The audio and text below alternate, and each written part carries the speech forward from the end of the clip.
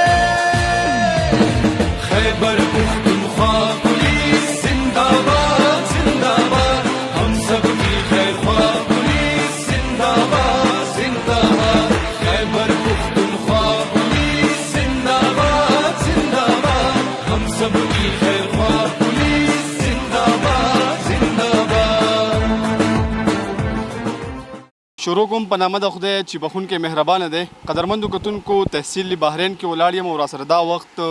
د ملاکنډ ریجن چې کوم کمشنر دی شوکت خان هغې راسره هم موجود دي. په خپله رالل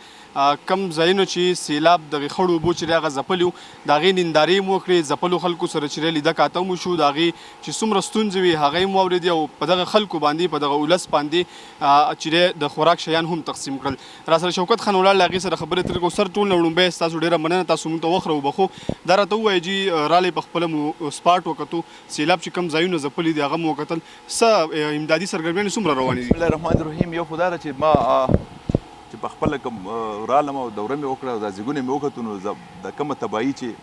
په دې پریس کې یا په خلکو په سوشل میډیا باندې چې کوم رپورټ کېږي نو د تباهي د هغې نه هم ډېره زیاته ده. او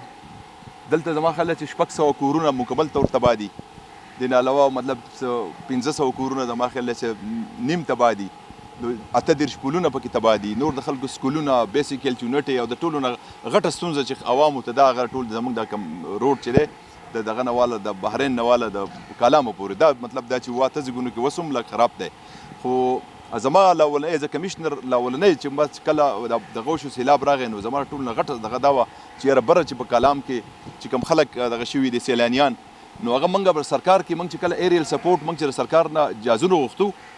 نو زموږ د خیالو موږ ته لیکلي وي زموږ سره 1500 کسان سټرینډډ دي. خو هغه موږ چې اوس مطلب کې د چیف منسټر صاحب خپل جهاز راغی، په کې د آرمي هلیکاپټرز رالو، نو پرون الحمدلله یو هغه چې کوم خلک هلته نښتي وو سټرینډډ وو نو هغه ټول ټایم نه رالو. د 3000 نو زیات کسان 3500 کسان دغه زموږ دپاره یو غټ چیلنج او دا چیلنج یوازې په دې کالام کې نه، دا چیلنج په کومراټ کې هم په کومراټ نه هم چې څومره سیلانیان دي نو الحمدلله یو خو پکې د خوشحالۍ خبره دا ده چې مطلب یو سیلانی زموږ نه لکه مړ نه دی. دویم خبره دا زما دویمه ترجیح دا وه چې یاره موږ ته دا مین روډ چې دی NHA روډ چې دی د بحرین نه واله بلکې د مدین نه لاندې هغه جرو سره هم دغه شی و، د دې بحالي زما لپاره غټ چیلنج و. او دا ما په هر فورم باندې دا مطلب دا چې په هر فورم باندې دا موږ د فیډرل ګورنمنټ فیډرل سیکرټري کمیونیکیشن سره چیرمن NHA سره د ایون د آرمي اتارټي سره دا ما دا کړی و. الحمدلله تا ته پته نه مخکې 2010 چې کوم سیلاب راغلی نو د هغې دا بیا تقریبا 4-5 کاله یې اخیستي وو. تر اوسه پورې هم د هغه 2010 سیلاب او بحالي تر اوسه پورې هم نه راشوي. تاسو ته خپله د دې وطن سړی او اوس هم هغه پلونه جوړېدو نو الحمدلله دا زه د خپل ټول لکه ګوره چې کله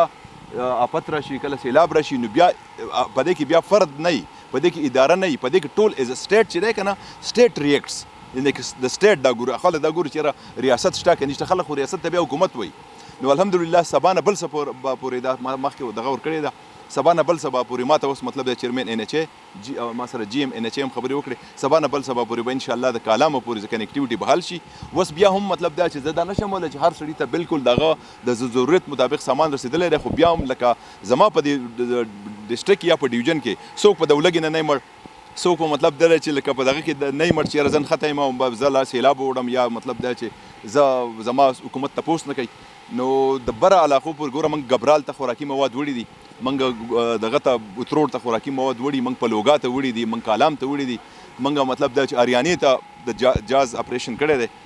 سر دغه راته ووایه چې د کومو خلکو چې زیان شوی دی د هغې به څه کېږي؟ د زیان ګوره دا چل دی د زیان خو ښه خبره دې وکړه، خو زیان داسې لکه ګوره له اولنۍ خبره خو دا خلک زما لپاره غټه مسله و خلک راوښکل.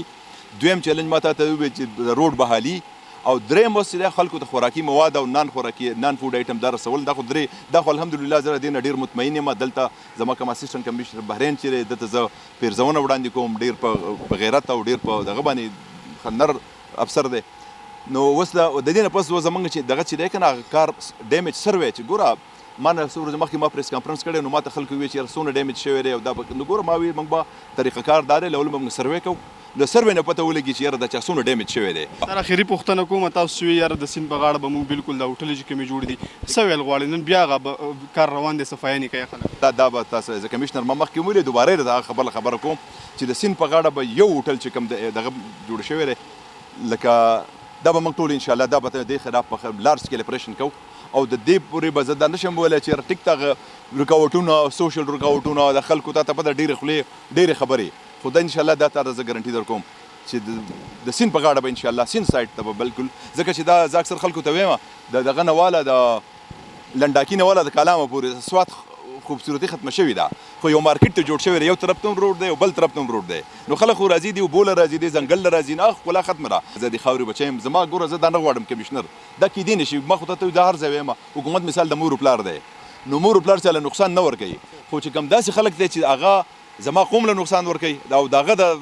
د لاسه مطلب دی چې د کنسټرکشن د لاسه او زما آینده او بل دا چې دا چې د غریب ملک ته غریبه صوبه ده بار مطلب دا چې سیلاب راځي او بار به سرکار ته دا ریهابیلیټیشن او دا پیکیج دا ورکول د ګور آسان کار نه دی سرکار په دې خزانه باندې ډېر لوی بوج دی نو انشاءالله دا دوباره ګارنټي در کوم چې یو دغه به راته انشاءالله یو به نه پرېږدم. ثینک یو جی ډېره مننه پروګرام ته د وخت رابخلو. قدرمندو کتونکو دا ملاکنډ ریجن کمشنر شوکت خان تاج د هغې خبرې واورېدې هغې وایي چې یاره 2-3 ورځې کې د بحرین او د کالام چې کومه زمیني رابطه چې ختمه ده هغه به زر تر زره بحال کړی شي او دوی پخپله هم ویزټ وکړو او د هغې نه وروسته چې کله هم دغه امدادي سرګرمۍ سرته ورسي نو کوم چې غیر تجاویزات خلکو کړي د سیند په غاړه باندې په هغې به ښه کلک اپریشن شروع کوو. د بل پروګرام پورې خپل کوربه سلمان یوسفزۍ له اجازت راکوي د تل پاتې خدای پامان.